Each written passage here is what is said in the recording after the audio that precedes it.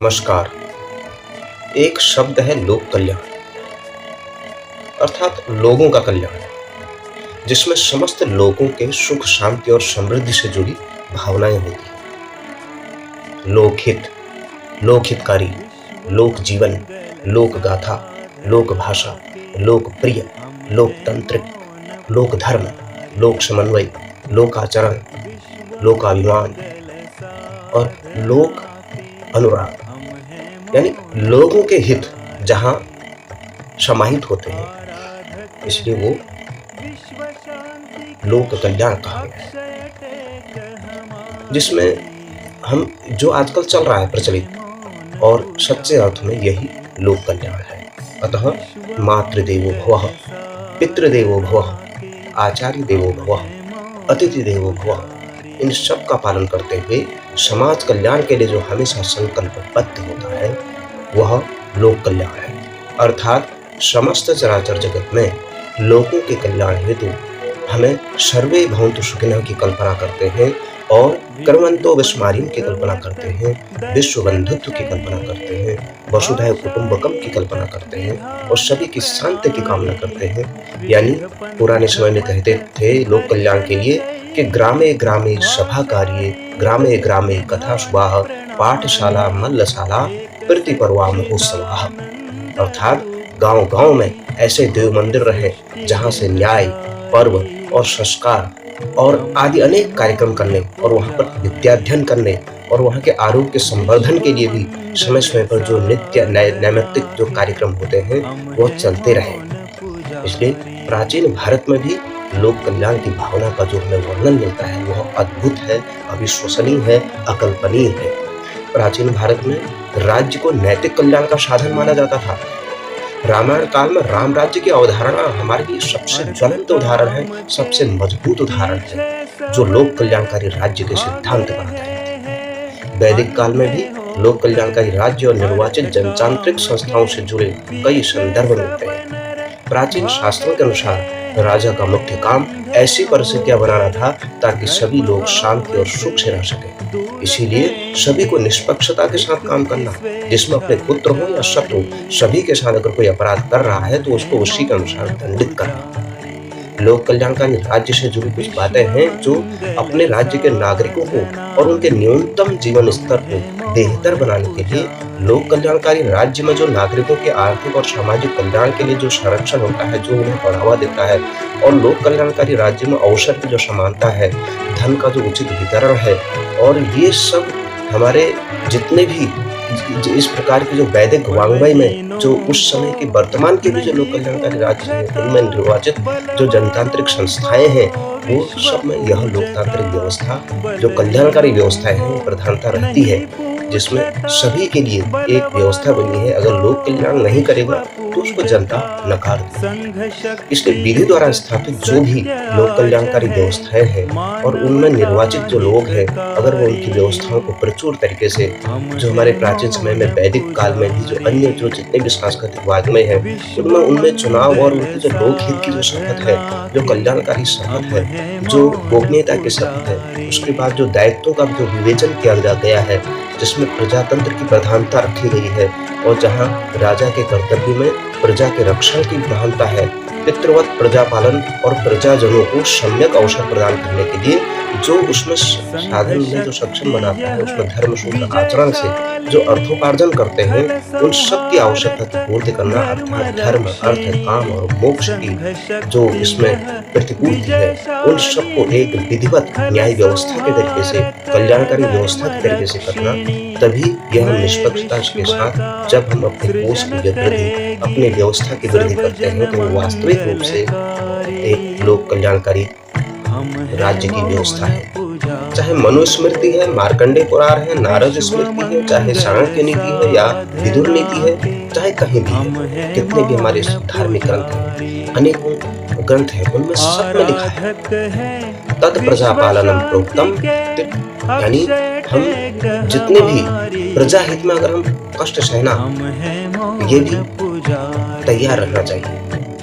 इसलिए उसमें कहा गया है राजा शरीर ग्रहण न भोगाय महीपते, क्लेशाय महते पृथ्वी स्वामी।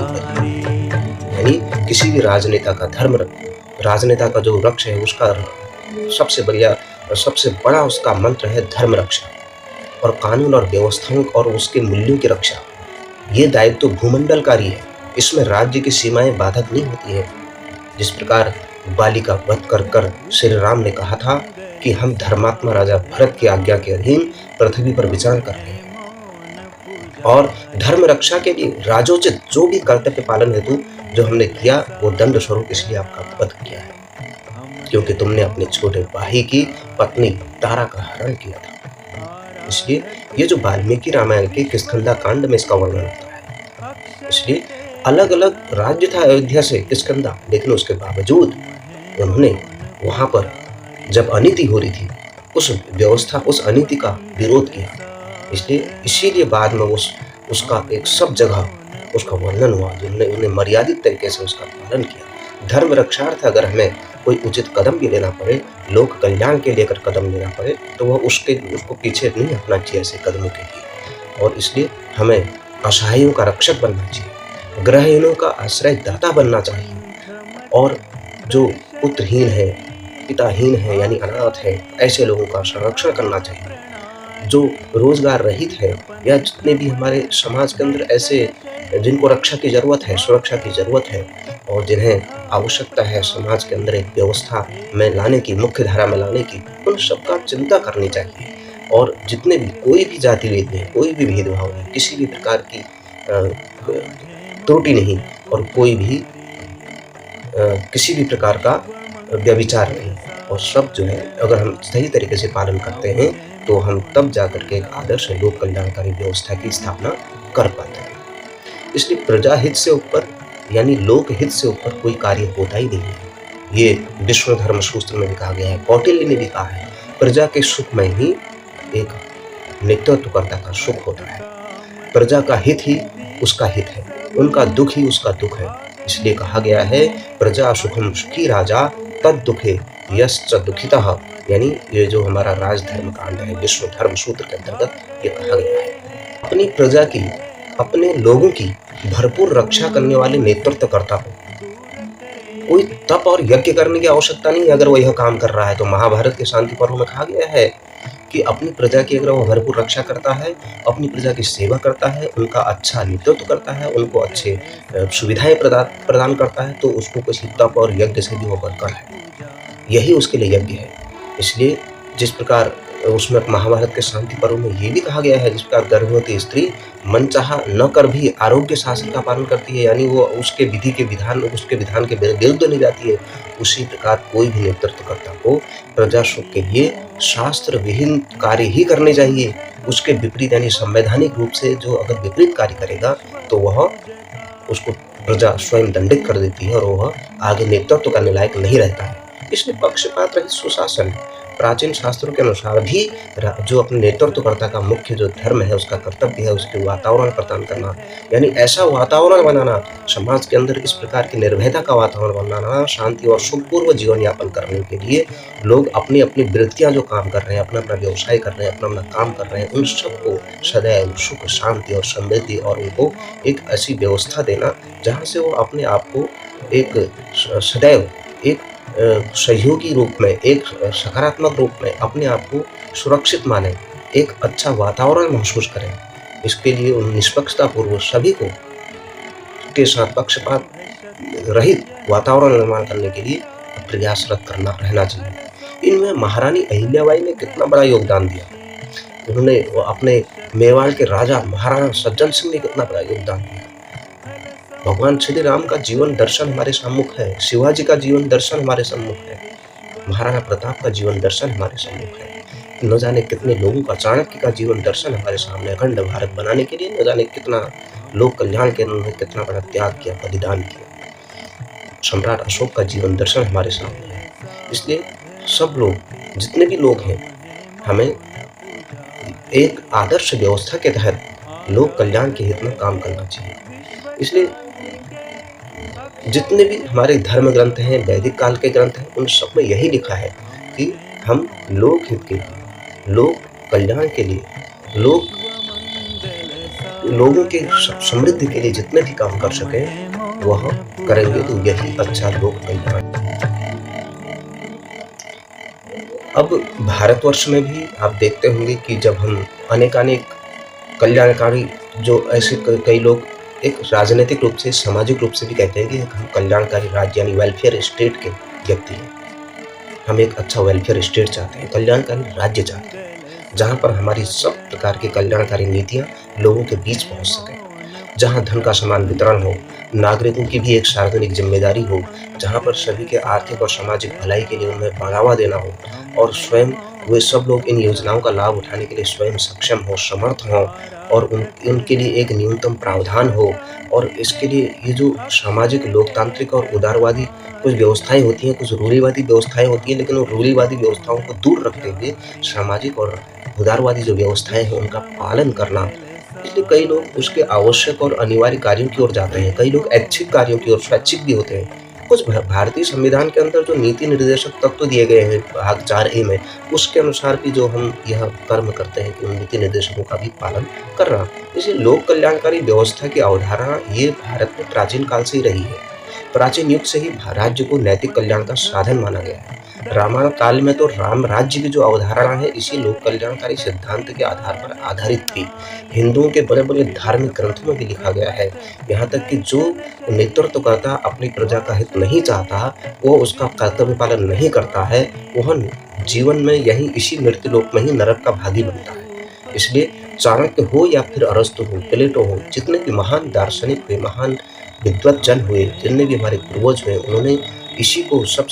उन्होंने यही कहा कि सभी किसी एक वर्ग विशेष का कल्याण नहीं, किसी एक जाति विशेष का कल्याण नहीं, सबका कल्याण।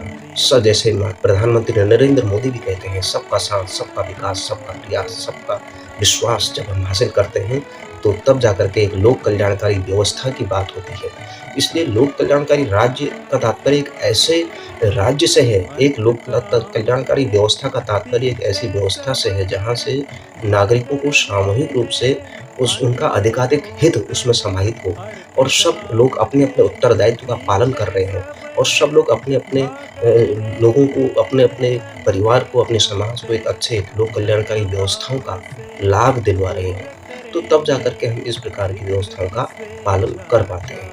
इसलिए हम यह सब इसीलिए हम लोक मंगल, लोक विश्वास, लोक आराधना, लोक मत, लोक परिष्कार, इन सब चीज़ों का ध्यान रखते हैं और इन सब सुखद मंगलमयी कामनाओं के लिए ही हमारे ऋषियों ने, हमारे संतों ने, हमारे महर्षियों ने, हमारे विद्वज्जनों ने भी सबने एक अच्छा संदेश दिया। सर्वमंगल की भावना के साथ लोक कल्याण करें, उन्होंने यही कहा। उन्होंने कहा सर्वे भवन्तु सुखिनः, सर्वे सन्तु निरामयाः, सर्वे भद्राणि पश्यन्तु मा कश्चित् दुःखभाग् भवेत्। और उन्होंने ये भी कहा कि इस पूर्वजों ने भी हमारे कितना बलिदान दिया, गंगा का अवतरण लोक कल्याण के लिए हुआ। महर्षि दधीचि ने लोक कल्याण के लिए अपना सर्वस्व न्यौछावर कर दिया और उन्होंने आसुरी शक्तियों का दमन करने के लिए लोक कल्याण हेतु तो कभी-कभी भगवान को भी स्वयं अवतरित होना पड़ता है। इसलिए लोक कल्याण यह किसी भी नेतृत्वकर्ता के लिए सबसे पहली ज़िम्मेदारी है और अंतिम ज़िम्मेदारी है और सबसे मुख्य ज़िम्मेदारी है और सबसे विशेष ज़िम्मेदारी है। लोक कल्याण के बिना किसी भी एक अच्छे नेतृत्वकर्ता का, किसी भी व्यक्ति का, किसी भी परिवार का, किसी भी एक सामान्य नागरिक का जीवन अधूरा है। इसलिए आइए, लोक कल्याण एक व्यक्ति का नहीं, हम सबकी सामूहिक ज़िम्मेदारी है और इसमें हम सब मिल-जुल कर इस समाज के अंदर जितने भी अभावग्रस्त हैं, वंचित हैं, शोषित हैं, पीड़ित हैं, दुखित हैं, उन सब का लोक कल्याण करें ताकि भारत को एक आदर्श व्यवस्था के तहत जो भारत में विश्व बंधुत्व का संदेश दिया, कर्मन्तो विश्वभारतीयम का संदेश दिया, जिस भारत ने, इस भारत माता ने को भारत माता का दर्जा दिया है, धरती माता का दर्जा दिया, हर चीज़ में मातृवत्स परदारेषु, यह माता का भाव सब में रखा है। इस प्रकार हम सब लोग उस व्यवस्था के अंतर्गत काम करें, तभी जाकर के हम आदर्श लोक कल्याणकारी व्यवस्था को स्थापित कर सकते हैं। आइए हम सब संकल्प लें कि लोक कल्याण के लिए अपने आप को खपा दें। धन्यवाद। भारत माता की जय।